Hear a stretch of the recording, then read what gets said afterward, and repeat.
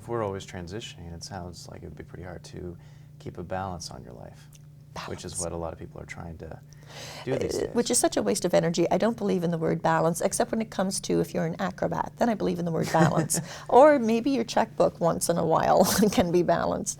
Your budget can be balanced, maybe, but that's as far as the word balance goes. We're a reflection of nature. Nature's never in a state of balance. And, you know, we'll have moments, maybe, but they're just moments. And to strive for or to look for that, then if I'm putting energy towards balance, you know, then something else in my life is going to be lacking. So no matter what, there's always going to be I don't see balance as a blissful state, you know, at all. We're always changing. And within that change, something is going to be in a state of imbalance. It's how we learn. If I'm going through financial crisis, then I'm learning about my relationship to money, which shows in your astrological chart your relationship to money. So so something's always in a state of imbalance, so to speak. But the actual, I just want some balance in my life, I don't understand it. It's the same thing, I don't understand happiness. You don't understand happiness? I have no idea. Obviously, you haven't had sushi, but what is... Love sushi. Happiness is, people look at it as though it's supposed to be, sometimes people come with a sense of entitlement, that they're somehow owed happiness. You know, some people feel that they're supposed to be happy every day, which, you know, I believe in BOB, it's an acronym, Bits of Bliss, that we have moments of bliss. We have absolute moments of bliss. But the human, you know, being human, you're always going to want something. Right? I could be laying around, maybe there's a nice fire going, I'm reading a book, and I'm having a cup of tea or whatever, and things are just blissful. And everything is perfect. But then I start wanting a piece of chocolate. I'm creating an imbalance right there in that perfect little blissful moment. And you're saying that's okay. You're saying that's Absolutely. human nature. Yeah. And we can't rewrite that. No, and I believe it's a waste of energy to, you know, even think about it. So with all these books that are out in the self-help section and, you know, get happiness, you know, do you find that there are dangers with people putting so much emphasis on that emotion? On happiness? It tends to be a little bit me-centric, where it tends to be a little bit me-centric, happy.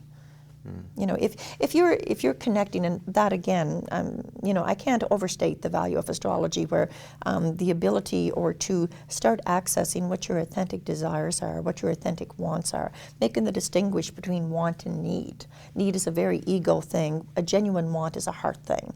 And if you're looking to have your needs fulfilled, then you're simply looking to keep your ego nice and structured and walled off from genuine heart. So people should, how would a person be able to distinguish between a need and a want?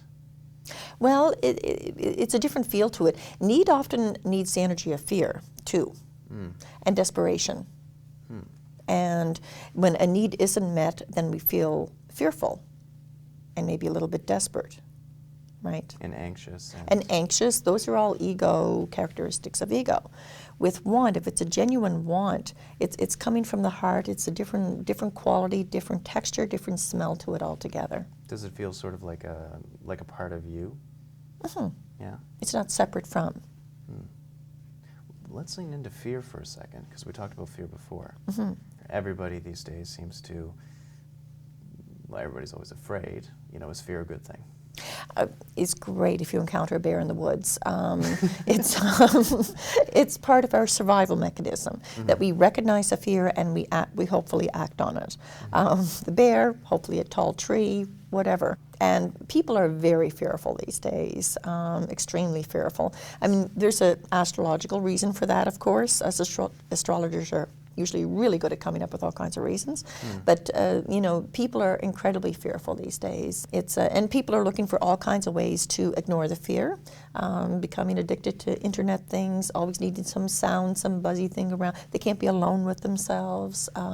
They're rejecting reality. They're, you know, what fantasy, what other world can I live in and inhabit, because I don't want to connect with my own world. It's fearful, I'm anxious. But we're trying to also sell tools that help perpetuate that and help keep people in those fantasies. Why do you think that there's this? Which is dangerous because, you know, it's important to identify, okay, where is this fear coming from? Am I caught up in some mass consciousness energy?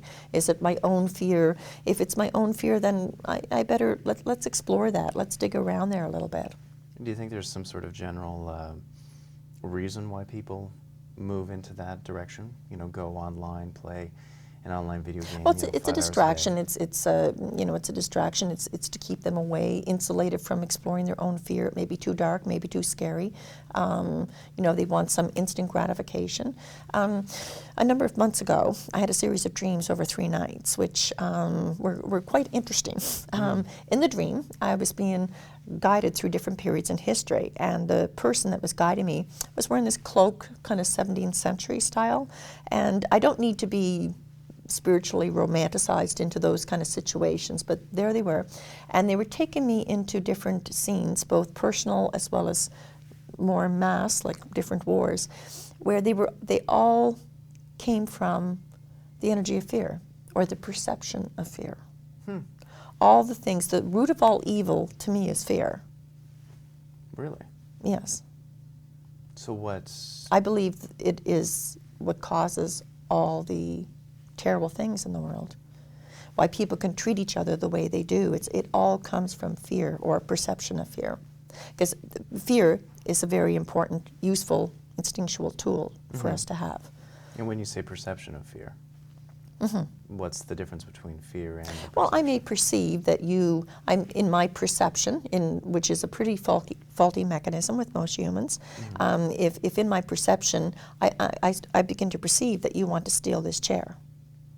Okay. And I become really fearful of it. And I think, okay, in order for me to protect this chair, I better maybe start hitting you or whatever. So you create an entire scenario. It's all just based Out of the on perception of fear. Okay. So what happened in the dream in the end? In the end? It seemed so. This character was Over a period of 3 nights, I have to still do some more downloading of this, because it was quite a bit of information, but really to put it in a nutshell, it was, how destructive fear is, how destructive it always has been to humans in the world kind of progressing in a way that is more beneficial and kind and compassionate. Fear keeps you from your compassion. Fear keeps you from a loving heart. Fear keeps you from everything that is good and progressive in your own life. If somebody comes into me and they say, I have a feeling that something bad is going to happen, I don't dismiss that. I'll take a really solid look, and is there any validation for that? Is it some part of their intuition that's telling them this, that's trying to prepare them for something? Most of the time, it's not true. There's some fear that's coming from another source, and they're trying to attach it onto something, because that's typically what we do. There's a fear that resides in us, and we try to attach it to something. It could be, I'll attach it to my significant other, or to the career, or whatever the situation may be.